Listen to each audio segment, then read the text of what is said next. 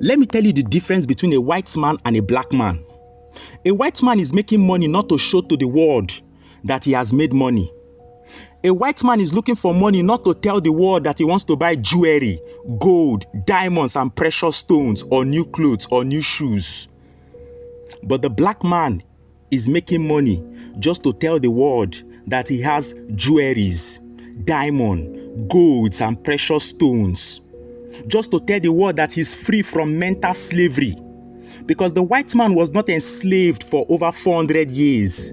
It was the black man that was enslaved for over 400 years. That is why he's making money. Once a black man has money, he wants to show everybody that he has money. He wants to show them his bling bling, his chain, his diamond, his precious stones, his gold. That is the difference between a white man and a black man. Today, if you look at what we call astronomy, which is basically systematically the movement of the stars, the moon, the sun, the planets, and the stars, you will come to realize that in Africa, the Department of Astronomy is now inconsequential. It is not even accredited. There are no telescopes in Africa to study the movement of the stars, the moon, the sun, and the planets. It is now left for the white people. Because the white people, they are no longer looking for what to eat. They are no longer looking for what to drink. They are now looking for a way to go to another planet in case there's a natural catastrophe here on Earth. But the black man doesn't care about that. He's thinking about his today, how to eat, how to drink, how to club, how to party, how to wear new clothes, new shoes, and the latest iPhone. Because the black man is mentally colonized. He is mentally enslaved. Now, our African ancestors were so good in astronomy to the point whereby they were tracking the movement of the stars. In Egypt, there is a place called Giza. The entrance to Giza, you're going to see what we call the Sphinx. Now, according to late Professor Cheikh Anta Diop from Senegal, a great African historian, he said that the Sphinx is the face of a black woman from Nubia with the body of a lioness. Now, behind the Sphinx, you're going to see three great pyramids, the Khufu, the Kaffa, and the Menkaure. That is father, son, and grandson. If you meticulously look at how the three great pyramids built behind the Sphinx in Egypt were properly arranged, you will come to realize that they are in direct alignment with the three stars of Orion Belt, telling you that our African ancestors were so deep in astronomy that they were able to build pyramids just to track the movement of the stars. Our African ancestors named the Dogons, who were living in Egypt before they migrated to Mali. They said that beings, extraterrestrial beings from the stars, came to them here on Earth to show them the Sirius B star system. This is a white dwarf star that you cannot see with your naked eyes, except with the use of a sophisticated telescope.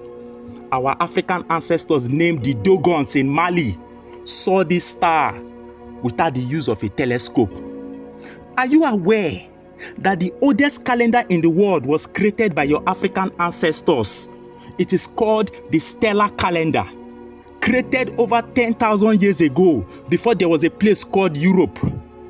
Are you aware that this calendar was reversed to the solar calendar around 4100 BCE? Now, when Julius Caesar was tracking his opponent, General Pompey, to Egypt, around 48 to 47 BCE, he met Cleopatra. They fell in love. She gave Julius Caesar the solar calendar because Rome was having an inaccurate calendar. And that is the calendar we are still using till today. Invented, designed, and created by your African ancestors. Are you aware? You just to go and watch football that many of you are aware of, just to look at the latest match, the latest entertainment news, but you know nothing of your African ancestors. Are you aware that your African ancestors were the first people to go into the science of engineering and architecture? The oldest skyscraper in the world, the first skyscraper in the world, the first block building in the world was established, was created, was designed by your African ancestors in Egypt, in a place called Saqqara. This is a pyramid built around the 3rd Egyptian dynasty, around 2780 BCE by a great African physician in Egypt named Imhotep. Imhotep, the first multi-genius, a man who cured over 200 diseases, including tuberculosis, arthritis, and ampidensitis, the first medical doctor in the world, before they gave it to one European boy called Hippocrates. Our African ancestors were so good in science and medicine that they were into the science of surgery. If you look at the Edwin Smith medical paper, which was written by our African ancestors around 1600 BCE, in that medical paper, it is shown where our African ancestors were carrying out a systematic process of surgery. If you look at the Ebers medical paper, written around 1550 BCE, it is shown where our African ancestors, they were carrying out what we call Planned Parenthood and gynecology. What is gynecology? Gynecology is the medical science in women's health. Our African ancestors were deeply into it. Are you aware that the first cesarean section in the world was perfectly carried out by your black African ancestors in Uganda over 10,000 years before we heard of white people in the world? The first time we heard of the Europeans was when Homer wrote the first European book titled The Iliad and the Odyssey around 833 BCE. That was the first time we heard of the white people, the Europeans. Black man, you have to know your history and understand that your history has been distorted, plagiarized, and copied from you. Get the book, The Untold History of the Black Race and the Fall of African Civilization, if you want to know more of this kind of teaching I teach online.